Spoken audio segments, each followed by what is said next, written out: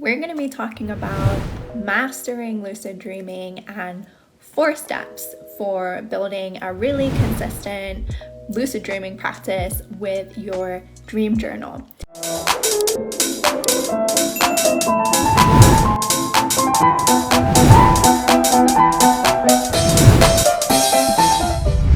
This session, I want you to be creating a different foundation for lucid dreaming.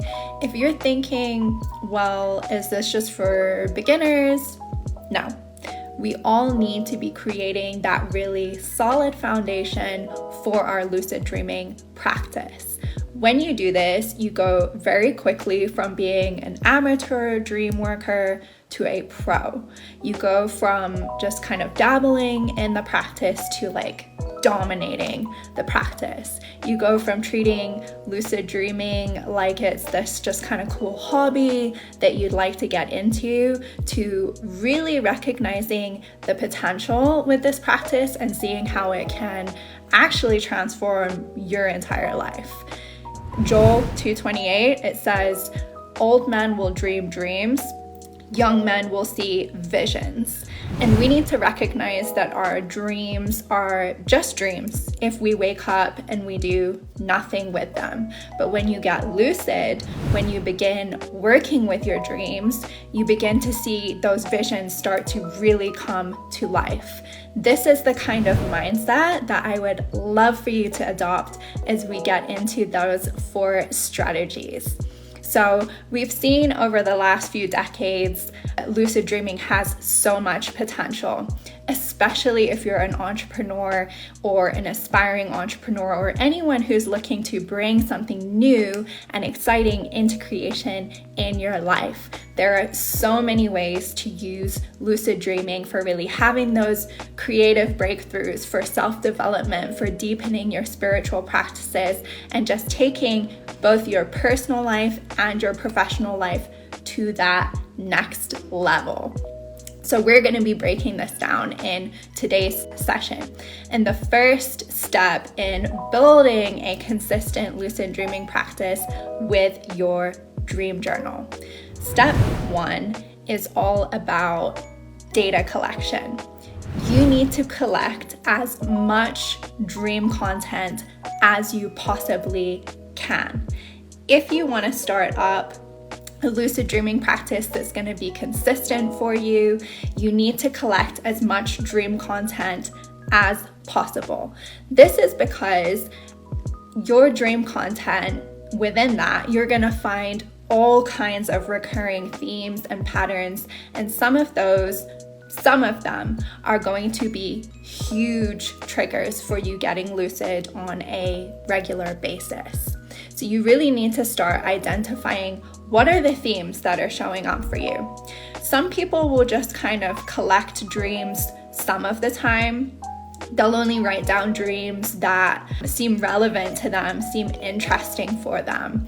I'm here to tell you all right now that all of the things showing up in your dream content during this particular season of your life are highly relevant for you.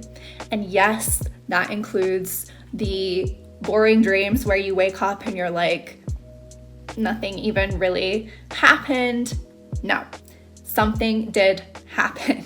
If you're biased to what you write down, what you collect in your dream journal, the things that you write, the things that you don't write, can any of you guess what happens?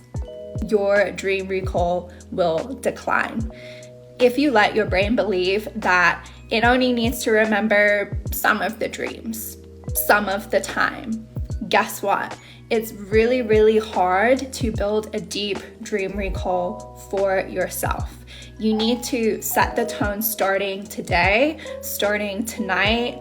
Have a conversation with your brain, with yourself.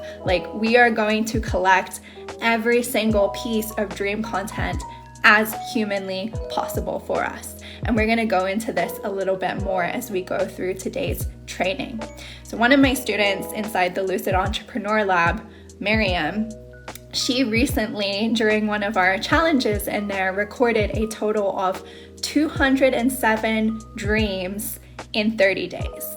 This, out of these 207, it included 13 hypnagogic dreams, 4 hypnopompic dreams, an out-of-body experience, 2 paranormal dreams, 1 telepathic dream, and 18 lucid dreams in 30 days. How cool is that? Her practice is amazing because she's been able to really start taking it to that next level by implementing the techniques that we teach her inside of the lab that I share with her. And she doesn't believe that any of her like regular dreams or boring dreams are irrelevant. So take a piece of the Miriam pie and start implementing this with your practices. Step 2. 4 foundational dream signs. So as you begin collecting as many dreams as possible, now you want to start highlighting some of those patterns, some of those themes that I've been talking about. For myself, I have well over 100 recurring dream signs that I now categorize in a spreadsheet. But if you are just getting started, you want to start with just 4 of them. These are going to really help you kind of narrow down your lucid dreaming triggers. And those 4 categories are the characters, the environments, the emotions, and objects or any notable observations. Keep this a really simple practice for yourself that's not going to take you a ton of time, just by getting 4 different colored pens, highlighters, and using a different color for every single category. You'll be able to see this in like one of my old dream journals, just different colored pens. Super simple. It's also really helpful to just have this laid out in your dream journal for yourself. Maybe you do some of the characters in red, maybe you do environments in green, maybe you do emotions in pink, and notable objects or observations in yellow. Just super simple, really clear. You can see it on all of the pages, just different colors for different dream signs. This is also especially good if you don't have all that much recall just yet. Simply split your page in 4, and in each corner have those categories. 1 corner is characters, 1 corner is emotions, 1 corner environments, 1 corner observations and objects. When you wake up, even if you don't have a proper narrative that really flows like a story, you can still write some stuff down. Maybe it's just like, my mom, high school, I was feeling anxious, stressed, and I think there was a random dog at some point. I think it was a corgi, right? Amazing. This is enough to get you the content and the data that you actually want to begin building your lucid dreaming practice. Step 3, tally up your top repeating dream signs from every single category that you make. So after you've collected a decent amount of that dream data, maybe it's 7 dreams from this past week, maybe it's 10 dreams from the month, maybe you do this for 2 weeks or a month's time, and you've started highlighting all those foundational elements. You highlight the characters, the environments, the emotions, the objects and observations that you're having. Now you'll want to create a page or even just a small little box, kind of like this one that I have for myself, just like a little red box, and where you'll tally up your top repeating dream signs for that season, that week, that month that you're using. So for mine, the top repeating themes were, for the characters, it was my husband Brian. It was also my mom and Japanese people. Lived in Tokyo for 5 years, so they're very common in my dreams. The environments were at the beach and also in restaurants. And then some of the emotions were things like laughing, really, really funny dreams, like things being overly hilarious, running late, and also confidence. The observations were sugary foods that were showing up a lot, and also British trains, as I'm from the UK. So you can just go through these really quickly. It shouldn't take you any more than 10 minutes, 15 minutes tops, and just write down all of those things that are coming up for you in those categories. Every place that comes up, every emotion that you have, tally them up. What do you got? What's usually coming up for you? Just put a tally next to them and see how frequent they are for that week, that month, that season of your life, and then put those main ones that are showing up for you all the time in a little red box on the page for you. Step 4, select your main lucidity trigger. This brings us into part 4, the whole main thing, how you're getting lucid, right? And this means picking one of your top recurring themes from your red box and beginning to perform the CEO reality check every single time that theme comes up in your life. So for example, I'm totally sugar-free, right? So I have a ton of sugary foods, things that I no longer eat coming up for me in my dream space. Cakes, chocolate, donuts, all that good stuff comes up in my dreams all the time. Ice cream is a huge one. They come up on a regular basis, or at least that week they did. They still do a lot of the time. But that week, I picked sugary foods as the main lucidity trigger for that week. And anytime I was interacting with sugary food, if I saw it in the supermarket, if I saw it on a TV commercial or in a TV show that I was watching, if my friend was eating something with high sugar content, if we were for whatever reason discussing particular foods that were really sugary, I would perform the CEO reality check. This means that anytime sugary food came up in my dream space, which it was doing frequently, I would immediately get lucid.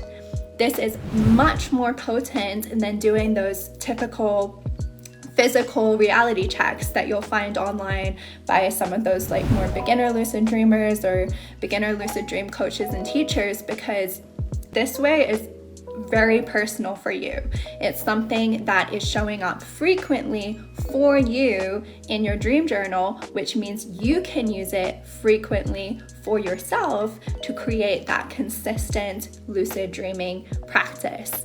If you're using generalized reality checks like switching on and off a light switch or pinching your nose or checking the time, but in your dreams you never see light switches, you never focused on your nose or your face or your hands, and you never see clocks, those are going to take you a really, really long time to get lucid.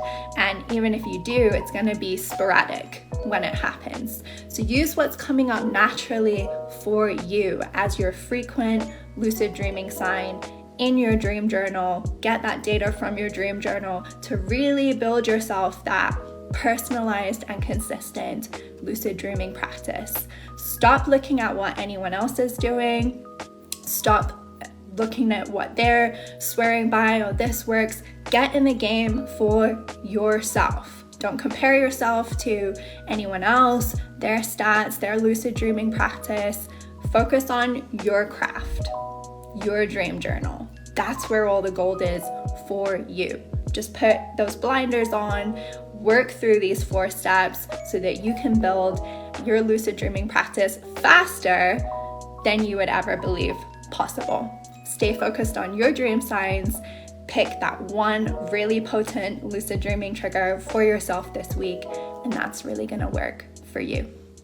It's life-changing, both personally and professionally. The process of really stepping into the next level of my entrepreneurship in ways that I hadn't even realized I was blocked, because the dream world reveals to you not only what's possible, but also what maybe is hidden.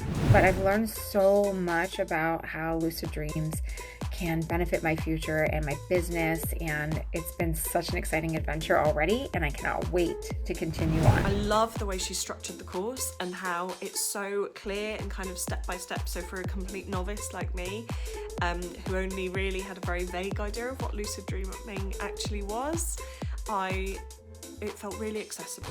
I feel more focused on exactly where I want to go.